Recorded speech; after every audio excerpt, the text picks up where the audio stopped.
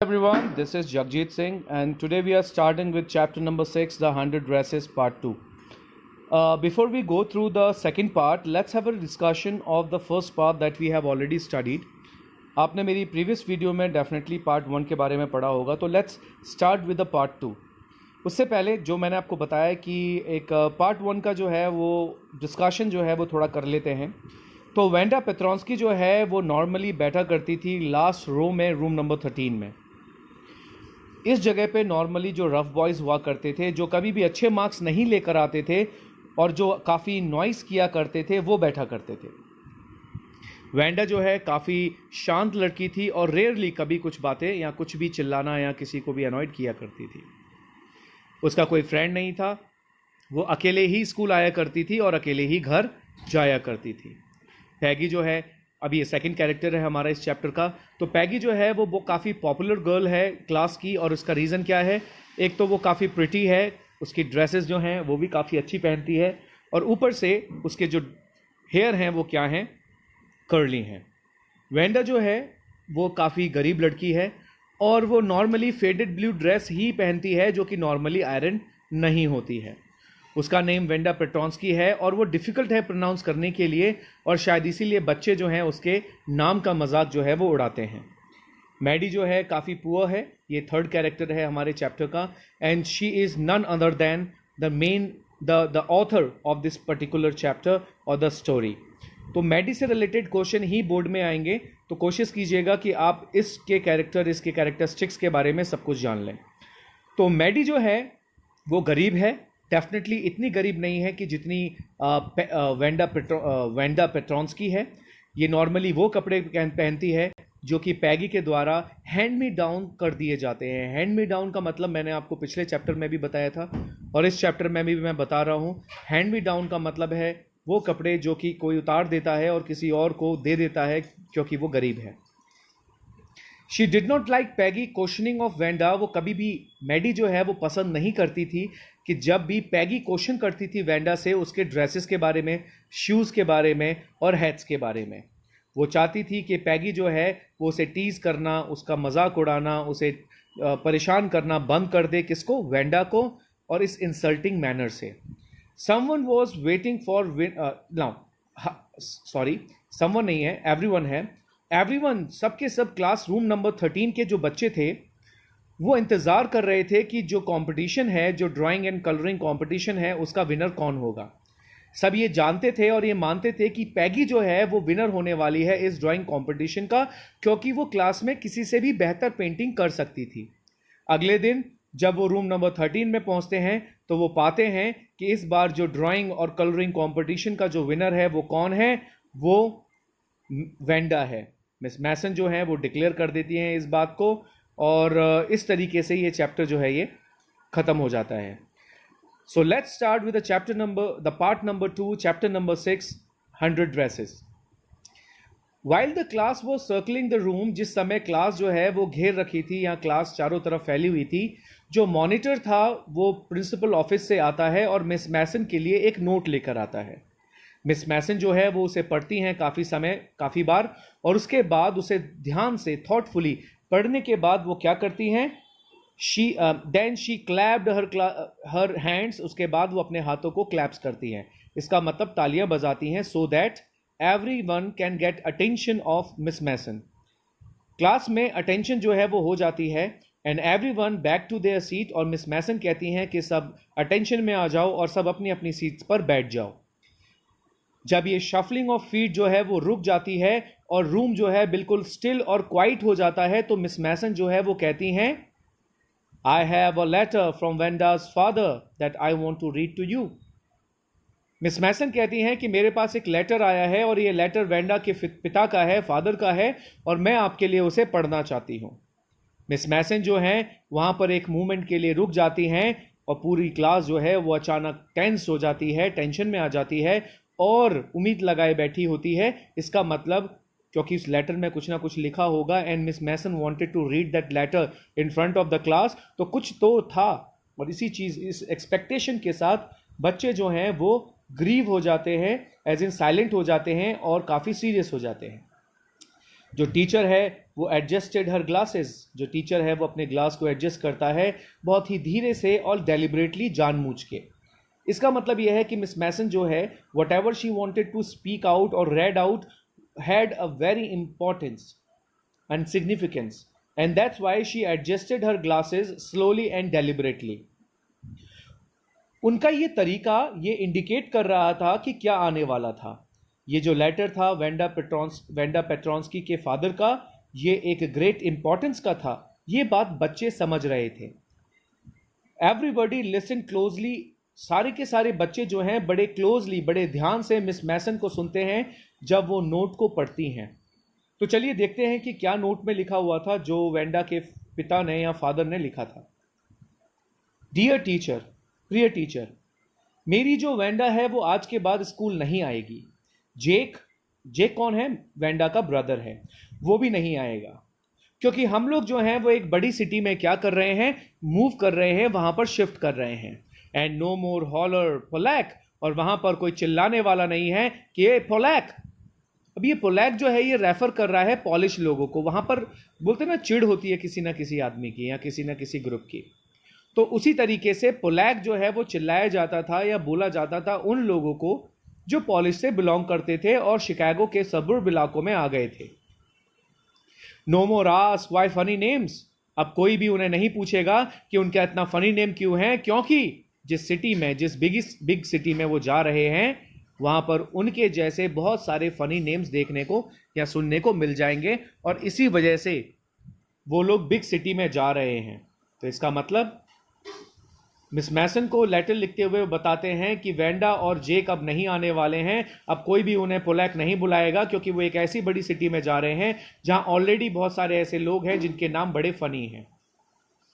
Class जैसे ही इन सारी चीज़ों को सुनती है, एक डीप साइलेंस जो है वो आ जाता है पूरी की पूरी क्लास में जब ये लेटर पढ़ा जाता है।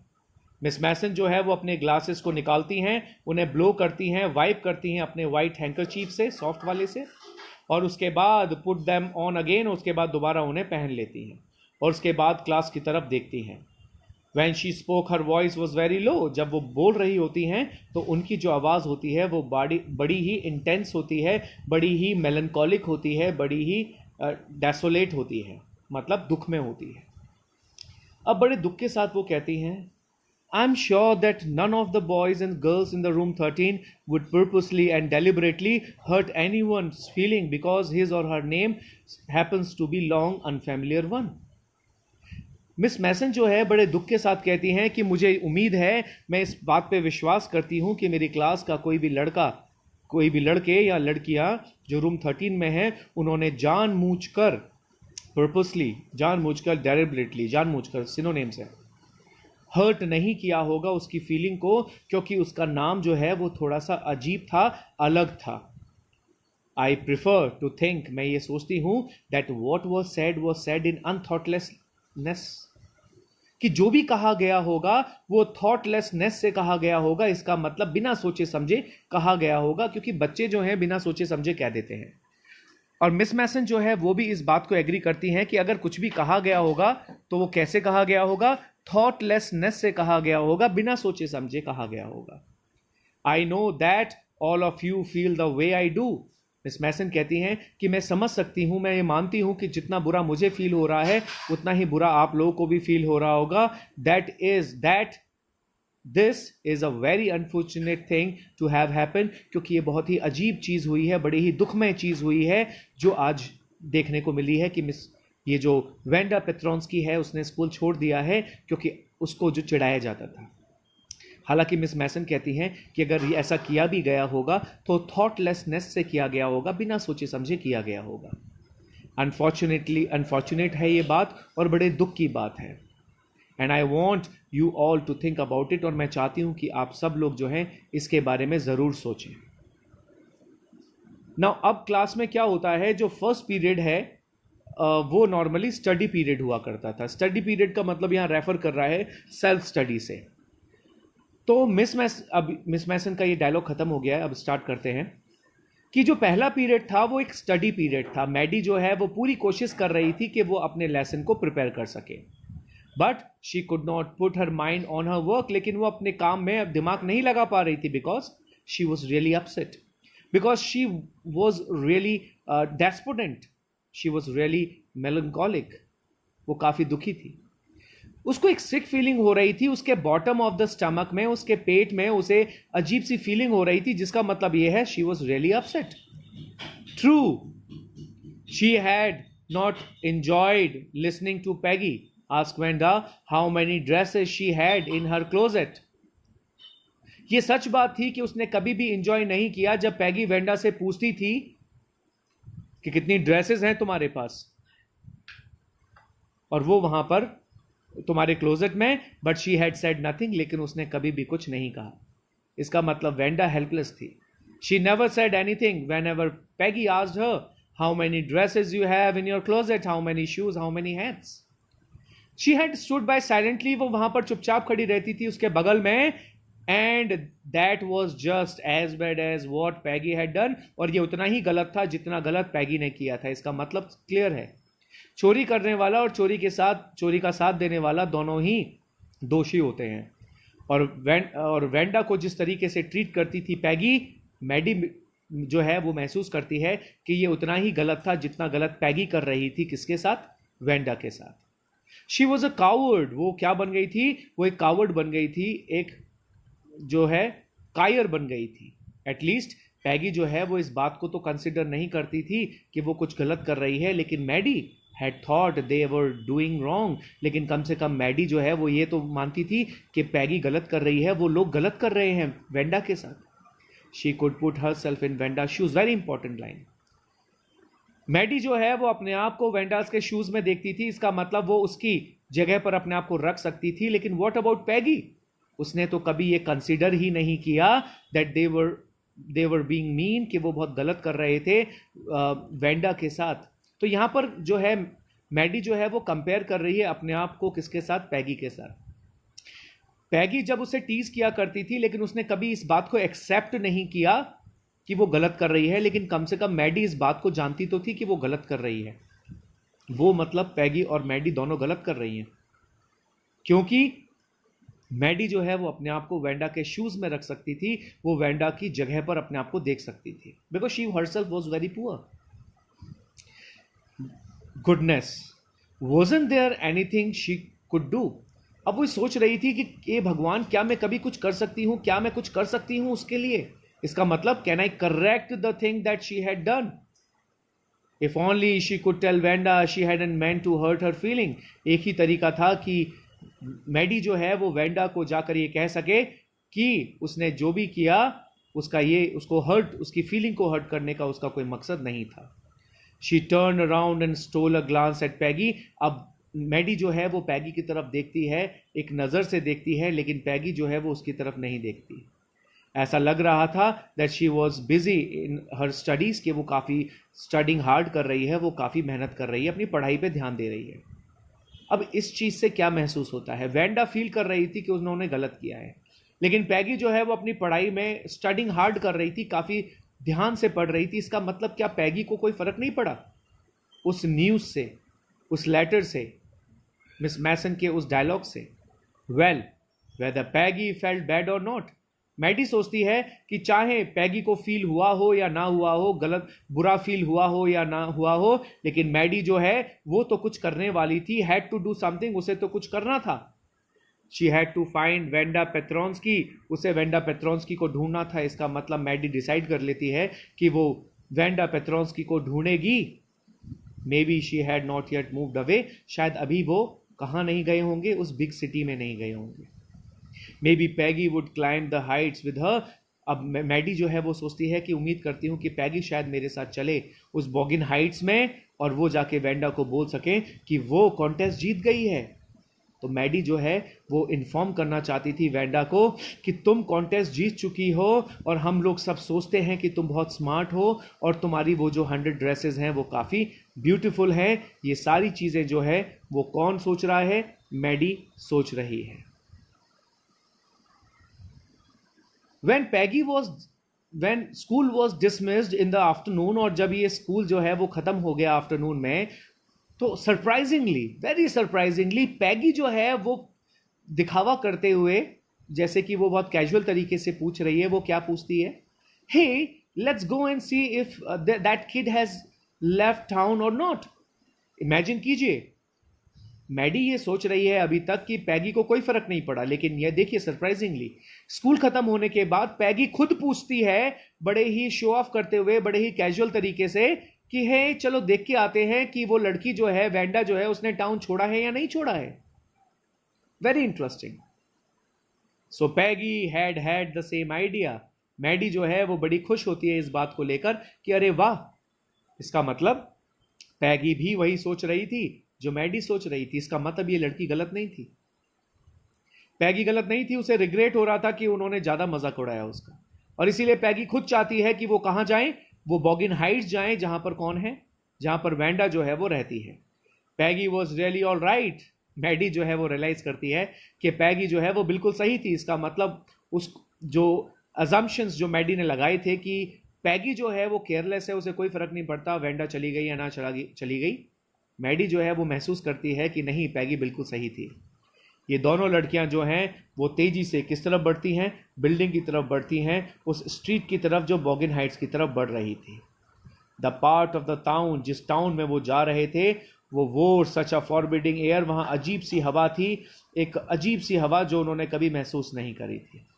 नवंबर आफ्टरनून की थी, जिस समय काफ़ी ड्रिजली मतलब बारिश हुई होगी, डैम्प एंड डिस्मल था, इसका मतलब काफ़ी गीली और काफ़ी सन्नाटे भरी जगह जो है वो देखने को मिली।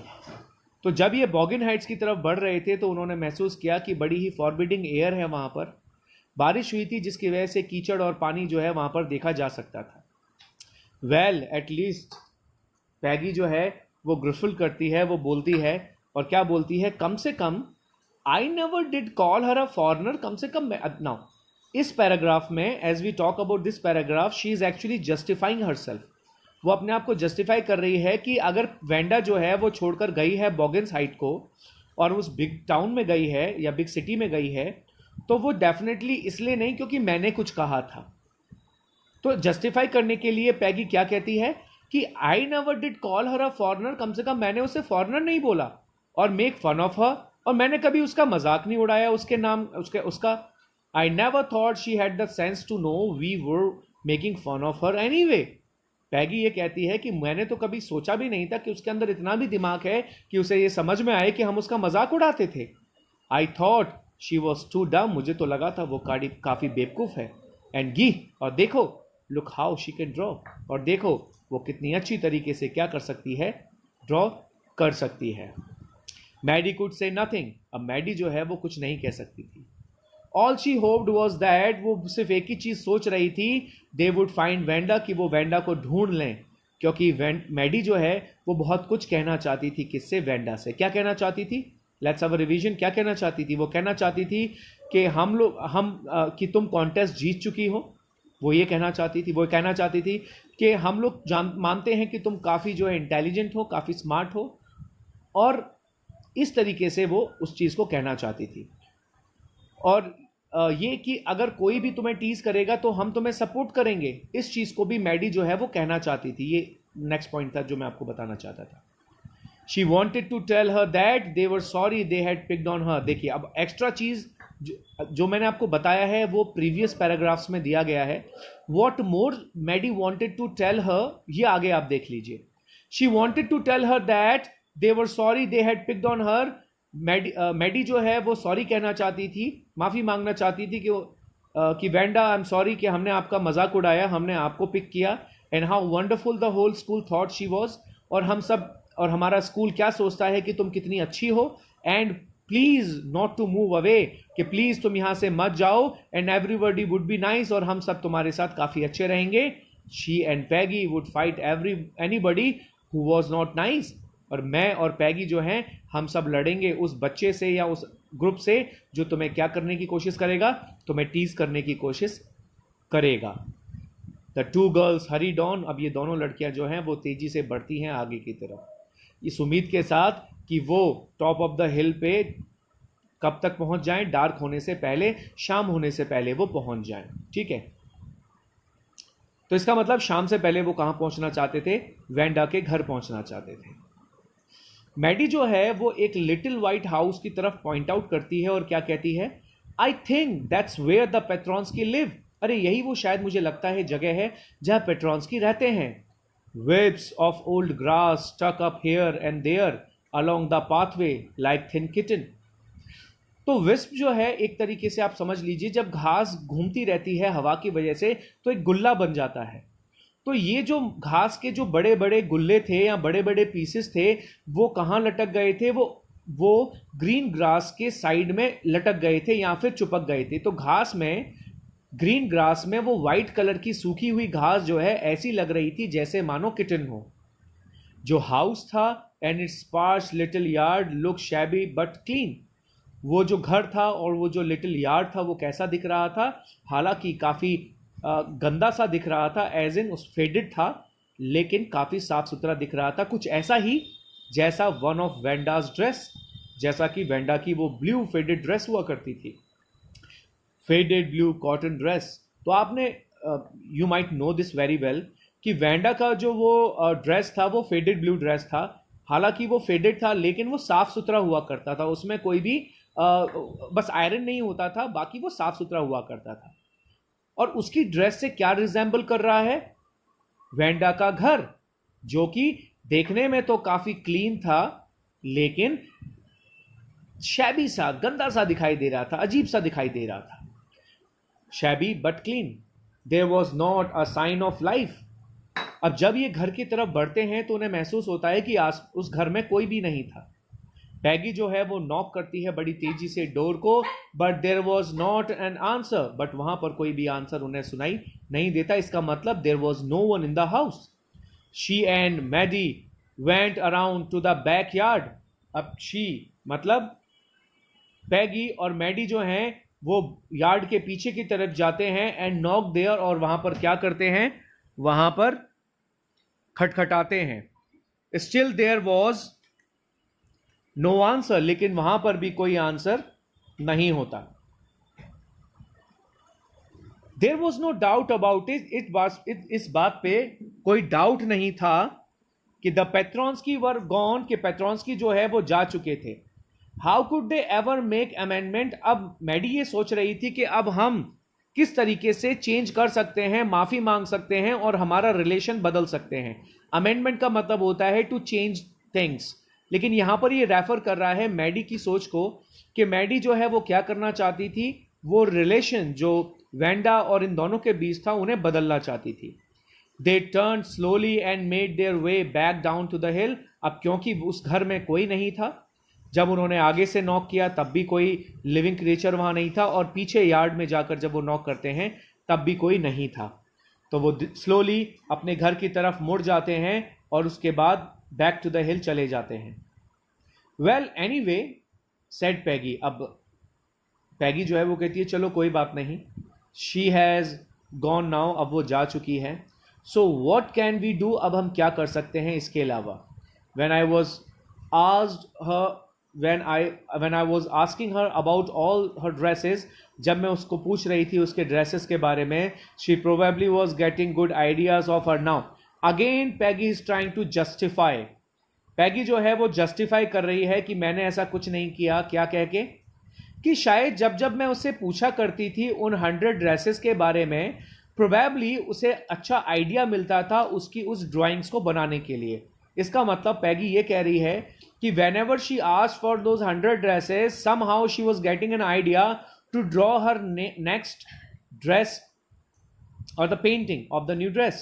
She might not even have won the contest otherwise. अब ये जो पैगी है वो कहती है कि शायद इसी वजह से अगर मैं ऐसा नहीं बोलती तो शायद वो अपना कॉन्टेस्ट भी नहीं जीत पाती। अब मैडी जो है वो अपने इस आइडिया को टर्न करती है केयरफुली अपने दिमाग से। Now this is very important paragraph. जिस तरीके से पैगी जो है वो कहती है, अपने आप को जस्टिफाई करती है, तो मैडी जो है वो भी अपने अपने दिमाग में जो एक आइडिया था कि गलती हमारी है, हमारी वजह से हुआ, हम उसे टीज करते थे कि मैं कावर्ड थी, मैं कुछ नहीं बोल पाई। तो इस आइडिया को अचानक मैडी जो है वो टेक अवे कर लेती है, या आइडिया को केयरफुली उससे अवॉइड कर देती है, इन हर हेड अपने दिमाग से निकाल देती है। for if there were anything in it, she would not have to feel so badly. अगर जो भी कहा गया है पैगी के द्वारा, अगर उसमें कुछ है तो उसे बुरा फील नहीं करना चाहिए. But that night she could not get to sleep. लेकिन उस रात वो बिल्कुल नहीं सो पाई. कौन? मैडी. उसे ये लगा कि वेंडा और उसकी फेडेड ड्रेस जो हैं and the little house had lived in, जहां पर वो रहा करती थी. तो वो क्या कर रही थी? वो सोच रही थी. किसके बारे में? वेंडा के बारे में. उसकी वो फेडेड ब्लू ड्रेस के बारे में, उस लिटिल हाउस के बारे में जहां पर वो रहा करती थी. And she thought of the glowing pictures those 100 dresses made. और उसके बाद मैडी जो है वो सोच रही थी उन ग्लोइंग पिक्चर्स के बारे में, उन 100 ड्रेसेस के बारे में जो वेंडा ने बनाई थी. All lined up in the classroom, जो कि क्लासरूम में एक के बाद एक रखी गई थी. एट लास्ट मैडी जो है वो अपने बेड पे बैठ जाती है, अपने फोरहेड को तेजी से प्रेस करती है, जैसे कि मानो वो सच में बहुत ज़्यादा इंटेंस सोच रही हो, बहुत ज़्यादा रियली थॉट, बहुत ज़्यादा डीपली सोच रही हो. This was the hardest thing she had ever done. ये एक ऐसी चीज़ थी, ऐसी सोच, ऐसी चीज़ उसने आज तक कभी नहीं करी थी. जिस तरीके से वो डीपली सोच रही थी, ऐसा उसने कभी नहीं सोचा था. आफ्टर अ लॉन्ग टाइम, इतने लंबे लंबे समय बाद, she reached an important conclusion. Very important. Maddie जो है अब एक इंपॉर्टेंट कंक्लूजन पे पहुंची है. इतना सोचने के बाद, इतना ज़्यादा ग्रीव करने के बाद, दुख करने के बाद, वो ये सोचती है she was never going to stand by and say nothing again. अब वो कभी भी बगल में खड़ी नहीं रहेगी और सुनेगी जब भी किसी का क्या किया जाएगा? मजाक उड़ाया जाएगा. If she ever had anybody picking on someone because they were funny looking or because they had strange name, she would speak up. Very interesting point. Maddie एक रेजोल्यूशन लेती है. इंपॉर्टेंट क्वेश्चन है, बोर्ड में अब आ सकता है कि Maddie जो है वो एक रेजोल्यूशन लेती है कि वो कभी भी अब बगल में नहीं खड़ी रहेगी और कुछ नहीं करने वाला कॉन्सेप्ट उसने खत्म कर दिया है कि अब वो कुछ ना कुछ तो कहेगी. अगर कोई भी किसी को क्या करेगा, अगर कोई किसी को पिक करेगा, किसी को चूज करेगा क्योंकि उसका नाम फनी है, क्योंकि वो दिखने में फनी है, क्योंकि उसको दिखना फनी है, उसका नाम फनी है, तो अगर कोई किसी को पिकअप करेगा तो मैं बोलूंगी, मैं बर्दाश्त नहीं करूंगी अगर कोई किसी को चिढ़ाएगा क्योंकि उसका नाम फनी है और क्योंकि वो दिखने में फनी है. तो अब मैं बोलूंगी, मैं प्रोटेस्ट करूंगी, मैं इस चीज को टॉलरेट नहीं करूंगी. Even if it meant losing Peggy's friendship. देखो, पहले वो काफी परेशान थी इस बात को लेके कि पैगी की फ्रेंडशिप ना छूट जाए और इसीलिए उसने वो नोट लिखना बंद कर दिया था. लेकिन देखिए वो यहां पर क्या कह रही है. वो ये कह रही है कि अगर पैगी ऐसा करेगी तो मैं तैयार हूं पैगी की फ्रेंडशिप खोने के लिए. I am ready to lose Peggy's friendship but I will not tolerate anyone और even Peggy to pick up anyone because his और her name seems to be funny and they look funny. तो वो he had no way of making things right with Vanda. उसके पास अब कोई और तरीका नहीं था जिससे कि वो वेंडा के साथ चीज़ें सही कर सकती थी और अपनी जो गलती है उसको मान सकती थी. बट उसने ये प्रॉमिस किया कि फ्रॉम नाउ ऑन, कि आज के बाद she would never make anybody else that unhappy again. वो अब किसी को इतना ज़्यादा दुखी जो है वो नहीं करेगी. अब सैटरडे का दिन था और मैडी जो है अपना पूरा आफ्टरनून जो है वो पैगी के साथ गुजारती है. ये दोनों मिलकर डिसाइड करते हैं that they will write a letter to Wanda Petronski, कि वो वेंडा पेट्रोन्स्की को एक लेटर लिखेंगे. It was just a friendly letter telling about the contest. ये जो लेटर था वो एक फ्रेंडली लेटर था जो ये बता रहा था एक कॉन्टेस्ट के बारे में. आप जानते हैं कलरिंग एंड ड्रेसिंग कॉन्टेस्ट के बारे में. और ये वेंडा को ये लेटर जो है बता रहा था कि वो जो है कॉन्टेस्ट जीत चुकी है. इसका मतलब मैडी और पैगी जो है मिलकर एक लेटर लिखते हैं जिसमें वो बताते हैं वेंडा को कि वो कॉन्टेस्ट जीत चुकी है. और वो ये भी लिखते हैं कि कितनी प्रिटी ड्राइंग्स जो हैं उसने बनाई थी, कितनी अच्छी ड्राइंग्स उसने बनाई थी. And they asked her if she liked where she was living. और उस लेटर में वो ये भी पूछते हैं कि वेंडा तुम्हें कैसा लग रहा है जहाँ तुम रहती हो. If she liked her new teachers, क्या उसे उसके नए टीचर्स पसंद हैं. दे हैड meant टू से दे वर सॉरी. एक्चुअली वो लिखना तो ये चाहते थे कि हमें माफ़ कर दो हमारे बिहेवियर के लिए, लेकिन लेटर जब वो लिखते चले गए तो बजाय इसके कि वो एक अपॉलॉजी लेटर बना, वो एक अच्छे फ्रेंड को एक लेटर लिखा, जैसे एक अच्छे फ्रेंड को लेटर लिखते हैं ऐसा एक लेटर बन गया. And they signed it with lots of X's for love. और फिर वो उसे साइन करते हैं जिसमें बहुत सारे एक्स वो लिखते हैं जो लव को रिप्रेजेंट करते हैं. सो बेसिकली इसका मतलब क्या है? Actually the thing is they wanted to write an apology letter, but instead of writing an apology letter, they wrote a letter as if they were writing this letter to a friend.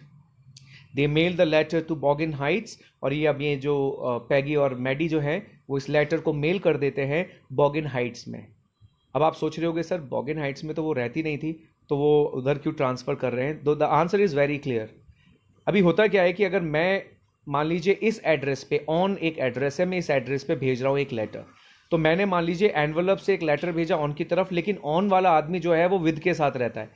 तो बजाय इसके कि ये envelope पहले तो on पे जाएगा और वहां से फिर वो लेटर कहाँ जाएगा? विद के पास चला जाएगा. इंडिया में ऐसा नहीं होता है. इंडिया में अगर आपने एनवलप एड्रेस से अगर आपने ऑन की तरफ एक एड्रेस भेजा, एक लेटर भेजा, तो वहां पर अगर नहीं पहुंचा तो या तो वो वापिस आएगा या फट जाएगा. या आपको कभी पता ही नहीं पड़ेगा कि वो कभी पहुंचा था या नहीं पहुंचा था.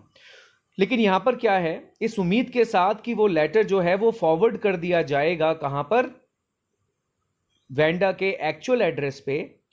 तो मैडी और पैगी जो है वो एक लेटर लिखते हैं जो बॉगिन हाइट्स को एड्रेस कर रहा था, जहां पर वेंडा पेट्रोन्स्की और उसकी फैमिली रहती थी.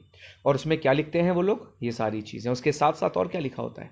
Writing please forward on the envelope. और इस तरीके से जैसे कि ये जो क्योंकि वो वहां रहते नहीं थे तो उन्होंने लेटर के ऊपर क्या लिख दिया? Please forward. इसका मतलब कि अगर वो बॉगिन हाइट्स नहीं रहते हैं तो वो जहां भी रहते हैं वहां पर प्लीज इस लेटर को फॉरवर्ड कर दिया जाए. Day pass and there was no answer. अब दिन जो है वो गुजरते चले जाते हैं और कोई आंसर नहीं आता. और यहां तक कि वो लेटर जो है वो वापस भी नहीं आता. भाई इंडिया में क्या होता है कि लेटर वापस आ जाता है या कभी वापस नहीं आता. ठीक है, तो यहां पर क्या हुआ? वो लेटर वापस नहीं आया. तो so maybe Wanda had received it. तो ये सब सोच रहे थे कि हो सकता है कि वेंडा जो है उसे वो लेटर रिसीव हो गया है. Perhaps she was so hurt and angry she was not going to answer. Maddie जो है वो ये सोच रही थी कि हो सकता है कि वो ज्यादा उसको हमने कष्ट पहुंचाया है, उसे हमने गुस्सा किया है, शायद इसी वजह से वो इस क्वेश्चन का आंसर नहीं देना चाहती या फिर लेटर का आंसर नहीं देना चाहती. और हम उसे ब्लेम भी नहीं कर सकते हैं. वेंडा जो है वो कुछ ऐसा सोचती है. अब वीक्स जो है वो गुजरते चले जाते हैं और स्टिल वेंडा जो है उसका जो आंसर नहीं आता. And Peggy had begun to forget the whole business. अब पैगी जो है धीरे धीरे भूल जाती है किस तरीके से वो वेंडा को टीज करती थी, उन्होंने लेटर लिखा, किस तरीके से ड्राइंग कॉन्टेस्ट हुआ, वो सारी चीजें जो है वो पैगी धीरे धीरे भूल जाती है. लेकिन जब बात आती है मैडी की, तो Maddie put herself to sleep at night making speeches about Wanda. Maddie जो है उसके सपनों में भी अब वेंडा आया करती थी. वो सोती थी तो वेंडा के लिए वो स्पीच जो है वो दिया करती थी, उसको डिफेंड करते हुए from the great crowd of girls who were trying to tease her with. तो इसका मतलब ये है कि अब मैडी को सपने में क्या आता था कि सपनों में वो स्पीच दिया करती थी उन लड़कियों को जो, या फिर एक तरीके से स्कोल्ड किया करती थी उन लड़कियों को जो टीज किया करती थी किसको? वेंडा को. तो मैडी के सपनों में वेंडा आती है जिसको लड़कियां टीज कर रही हैं, और मैडी क्या कर रही है? वो स्पीच दे रही है और मना कर रही है उन लड़कियों को कि वो टीज ना करें. किसको? वेंडा को. How many dresses have you got? And before Wanda could press her lips together in a tight line, as in lips जो थी उसको together in a tight line, the way she did before answering, Maddie would cry out. इससे पहले कि Wanda इस question का answer देती कि जब लड़कियां उससे पूछती कि तुम्हारे पास कितनी ड्रेसेस हैं, तो इससे पहले कि वेंडा इस बात का आंसर देती, मैडी जो है अपने सपनों में सोच रही है कि मैडी जो है वो चिल्लाकर बोलती रुक जाओ. Then everybody would feel ashamed. और उसके बाद सबके सब क्या फील करते? अशेम्ड फील करते. और उसके बाद the way she used to feel, जैसा कि मैडी खुद फील किया करती थी उस तरीके से वो फील करती. तो घुमा फिरा के इस पैराग्राफ में क्या समझाया गया है? पैगी तो भूल गई कि वो सारी चीजें जो कभी वो वेंडा के साथ करती थी और उसे कोई फर्क नहीं पड़ा. लेकिन मैडी के सपनों में वेंडा आया करती थी, जो वेंडा और सपने में क्या आता था कि वेंडा को कुछ लड़कियां या कुछ ग्रुप ऑफ गर्ल्स जो हैं वो क्या कर रही हैं? टीज कर रही हैं और उससे पूछ रही हैं कि तुम्हारे पास कितनी ड्रेसेस हैं. और इससे पहले कि वेंडा अपना मुंह बंद करती और कुछ कहती या चुप होती, मैडी जो है वो चिल्लाती थी कि बस हो गया, चुप करो. और उसके बाद वो लड़कियां जो है वो ऐसा ही फील करती जैसा कभी मैडी फील किया करती थी। तो ये सारी चीज़ें उसे सपने में दिखाई देती थी। Now it was Christmas time, अभी क्रिसमस का समय आ गया था। चारों तरफ स्नो जो है वो ग्राउंड में देखी जा सकती थी, एज इन आप समझते हैं, चारों तरफ जो है वो स्नो था। क्रिसमस बेल्स जो हैं वो लटकी हुई थी स्मॉल ट्रीज में और डेकोरेटेड द क्लासरूम। तो इसका मतलब क्रिसमस बेल्स और स्मॉल ट्रीज जो थे क्रिसमस के, उससे क्या किया जा रहा था, डेकोरेट किया जा रहा था सारी क्लास को, या किया गया था। On the last day of the school, school के आखिरी दिन, हॉलीडेज से पहले, जो टीचर जो हैं वो क्लास में आती हैं और एक लेटर शो करती हैं जो कि उसी सुबह उन्हें मिला था। So she got a letter, Miss Mason got a letter and now she wanted to read out that letter for this class, to the class. You remember when Vanda Petronsky, अब टीचर जो है, class teacher miss Mason जो है वो कहती हैं कि क्या तुम्हें याद है वेंडा पेट्रोन्स्की, वो गिफ्टेड आर्टिस्ट जिसने वो ड्राइंग कंपटीशन जीता था? वेल, उसने मुझे एक पत्र लिखा है, एक लेटर लिखा है, और मैं बड़ी खुश हूं कि मुझे अब पता है कि वो कहां रहती है, क्योंकि now I can send her medal, क्योंकि अब उसका मेडल मैं उसे भेज सकती हूं। अब मैं वो लेटर आपके लिए पढ़ना चाहती हूं। तो मिस मैसन जो है, now she reads out that letter to the class. Class जो है वो बड़े ही इंटरेस्ट के साथ और इंटेंशन के साथ, क्योंकि वो बड़े एक्साइटेड थे जानने के लिए। स्पेसिफिकली अगर हम बात करें तो मैडी और पैगी जो है वो काफ़ी एक्साइटेड थे जानने के लिए कि वेंडा ने क्या लिखा है। They were expecting that she might have answered the letter that they had written. तो देखिए अब क्या होता है। लेटर में लिखा रहता है, dear Miss Mason, how are you and room 13, आप कैसी हैं और रूम 13 कैसा है? प्लीज लड़कियों को बताइएगा, उन लड़कियों को जो उसकी क्लास की हैं, कि वो 100 ड्रेसेस रख सकती हैं, बिकॉज मेरा नया घर है और मेरे पास 100 नई ड्रेसेस हैं, वो सारी की सारी मेरी क्लोजेट में रखी हुई हैं। Now this is interesting. I would like that girl Peggy to have the drawing of the green dress with the red trimming. Wanda जो है वो कहती है कि वो जो लड़की है पैगी, मैं चाहती हूं कि वो जो ग्रीन ड्रेस है जिसमें रेड ट्रिमिंग्स हैं, वो ड्रेस जो है वो पैगी अपने साथ रख ले, जबकि उसकी फ्रेंड जो मैडी है, देखिए यहां फ्रेंड मेंशन किया गया है। इसका मतलब ये है कि she never considered Peggy and Maddie as her enemy, but she considered them as her friend.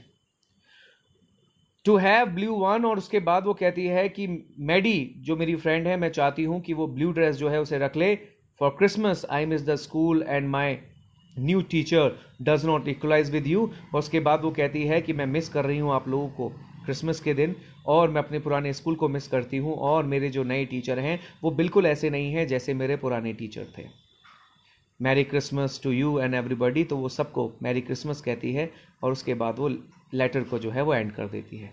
Now interesting part क्या है, that even if Peggy and Maddie believe that they were actually teasing and mocking Wanda, लेकिन Wanda जो है वो जाते हुए भी gift छोड़ जाती है। किसके लिए? पैगी के लिए, मैडी के लिए। और याद रखिएगा, इंपॉर्टेंट क्वेश्चन आता है कि कौन सी ड्रेसेस छोड़ के गई, तो आप बताएंगे कि पैगी के लिए green dress with red trimming जो थी वो छोड़ के गई थी, तो ग्रीन जो है कलर ड्रेस थी विद रेड ट्रिमिंग, और हमारी जो मैडी है उसके लिए वो ब्लू जो ड्रेस थी वो छोड़कर गई थी।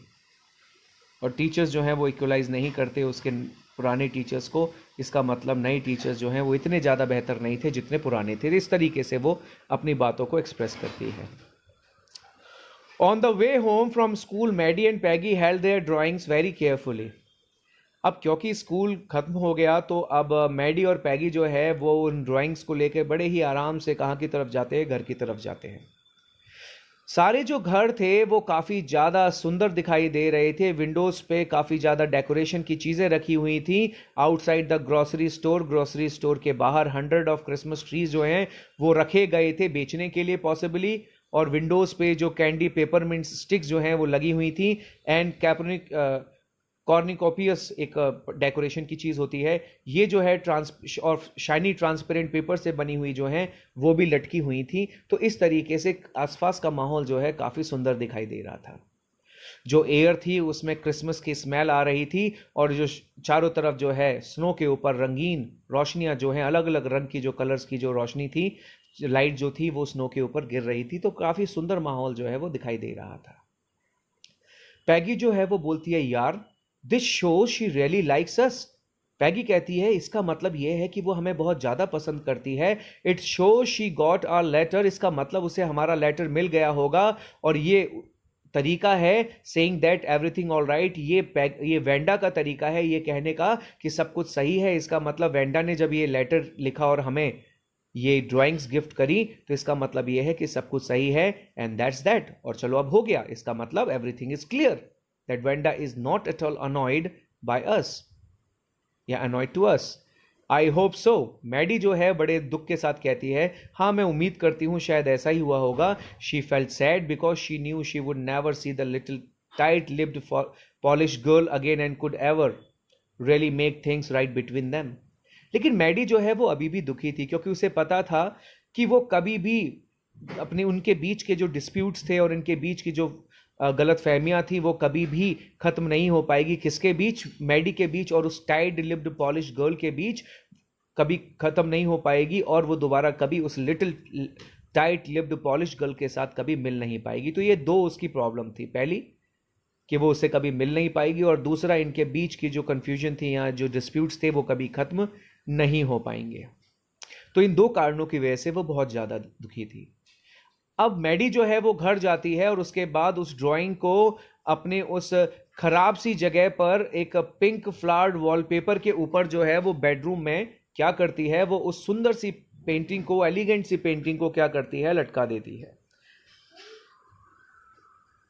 The shabby room came alive from the brilliancy of the colour, और वो गंदा सा दिखने वाला रूम जो है अचानक खूबसूरत दिखने लगता है उन खूबसूरत कलर्स की वजह से जो उस पेंटिंग में यूज किए गए थे। तो इसका मतलब पूरा रूम जो है वो ब्रिलियंट हो जाता है, खूबसूरत दिखने लगता है, चमक आने लगती है। किसकी वजह से? क्योंकि वो खूबसूरत ड्राइंग जो है उस शैबी से रूम में रखी हुई थी। मैडी जो है अब अपने बेड के ऊपर बैठ जाती है, उस ड्राइंग को ध्यान से देखने लगती है।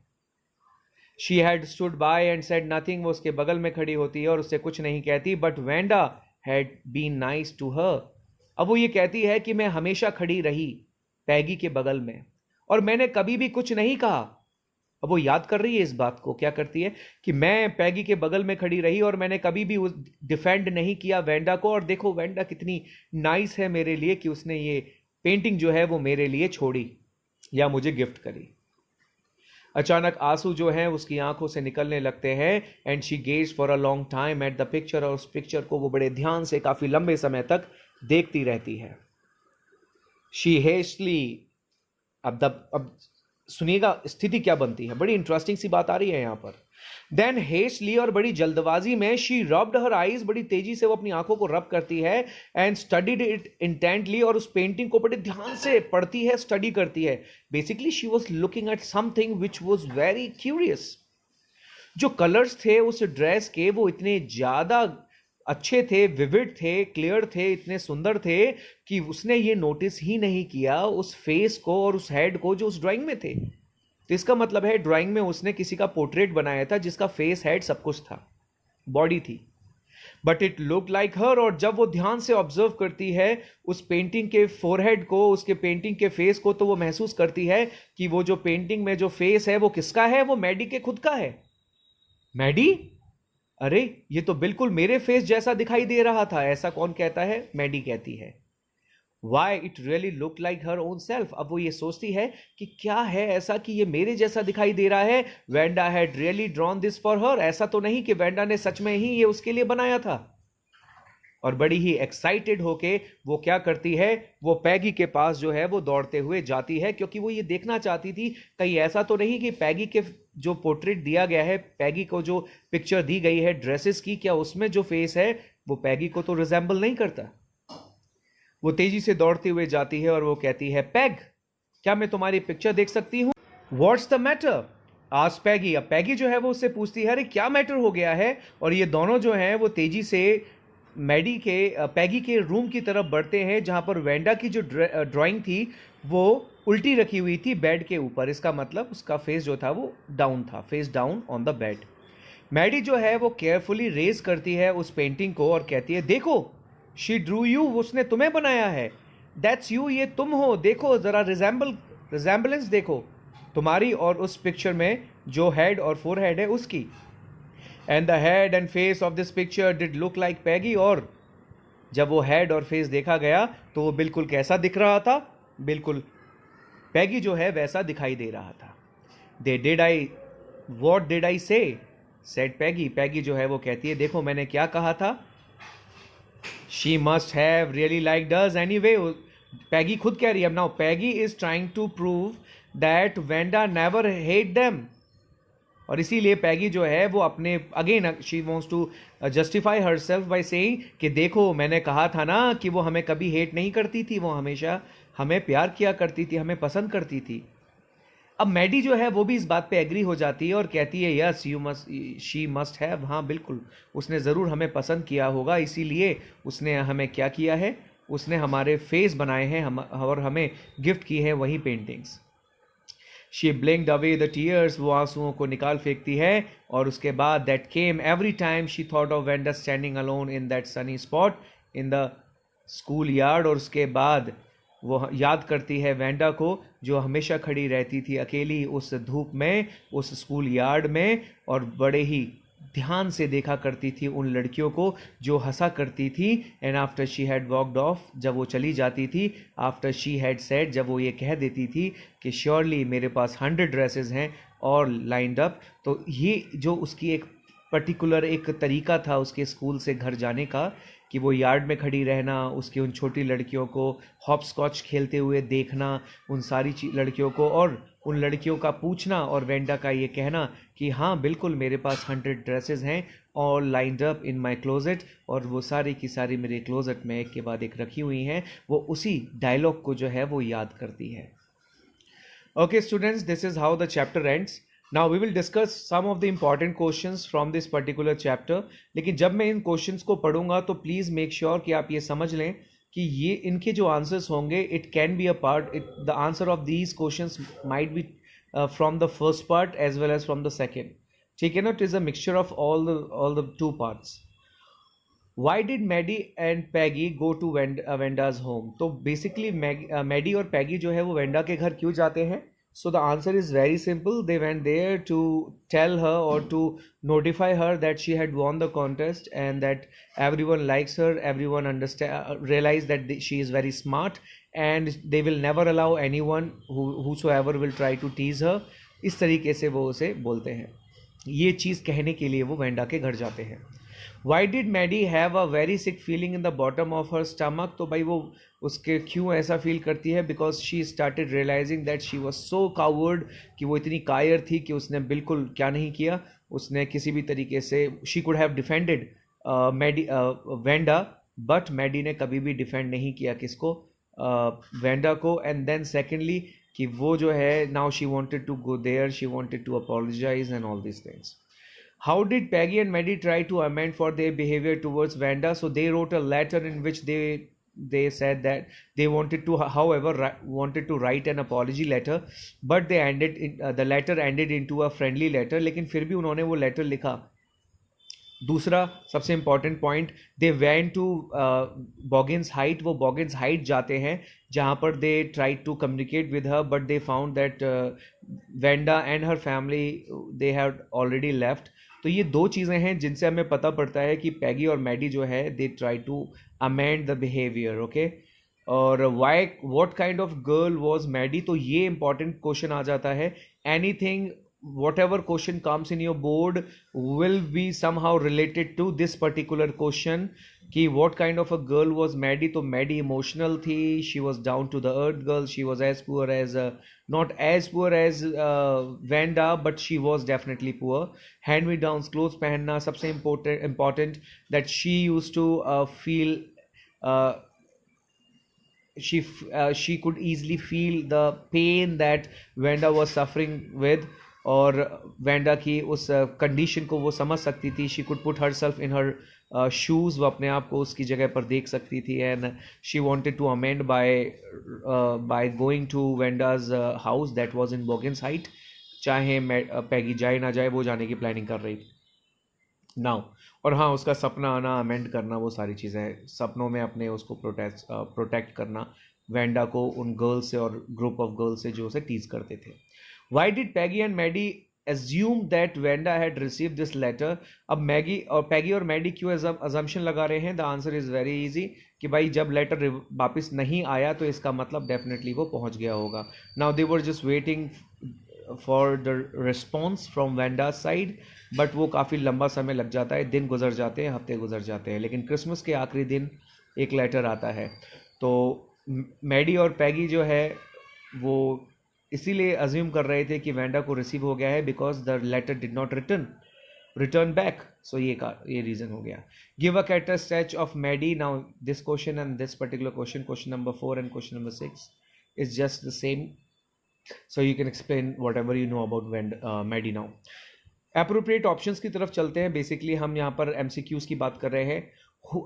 Please make sure you write down the MCQs, the answer of these MCQs on my account, YouTube account, or else you can send it through the WhatsApp, and then you have my number, I believe. Who wrote the letter received by Miss Mason? तो किसने वो letter लिखा था? Wanda ने, Wanda की mom ने, Wanda के father ने, या वेंडा के ब्रदर ने.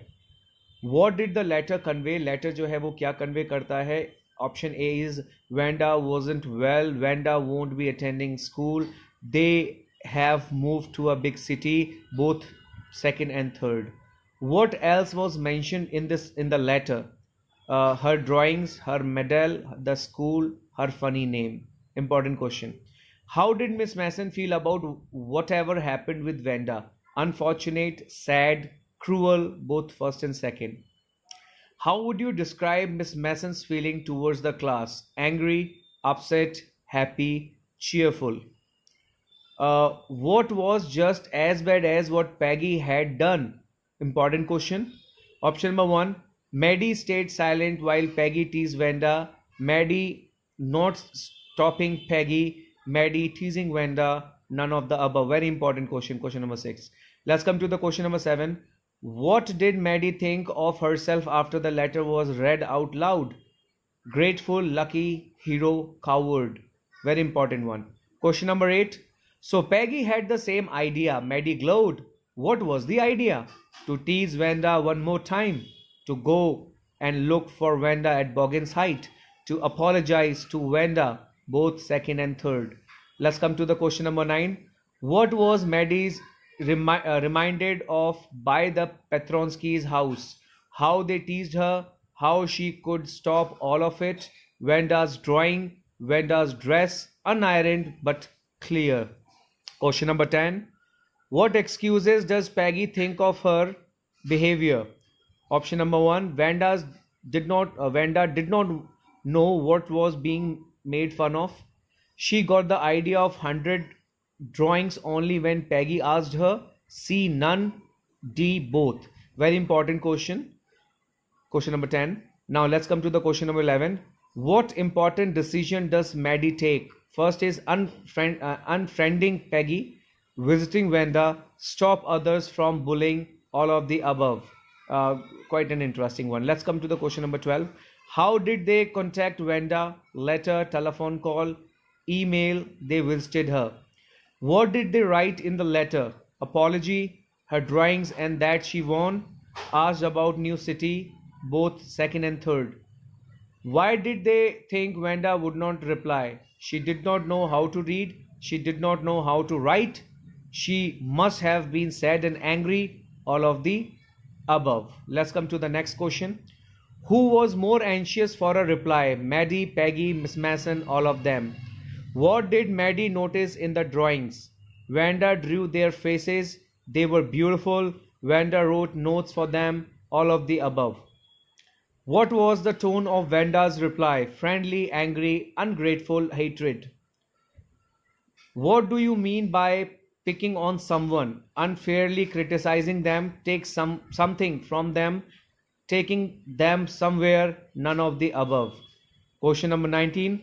The grass along the pathway to Wanda's house looked like puppies, snakes, kittens, monkeys. Very interesting. The last question. Wanda's house was on a cliff, on top of a hill, by the river, in the forest. Okay students, thank you very much for listening and मैं जानना चाहूँगा ये chapter आपको कितना समझ में आया, and please don't forget to subscribe, like and share, and thank you very much, have a good day.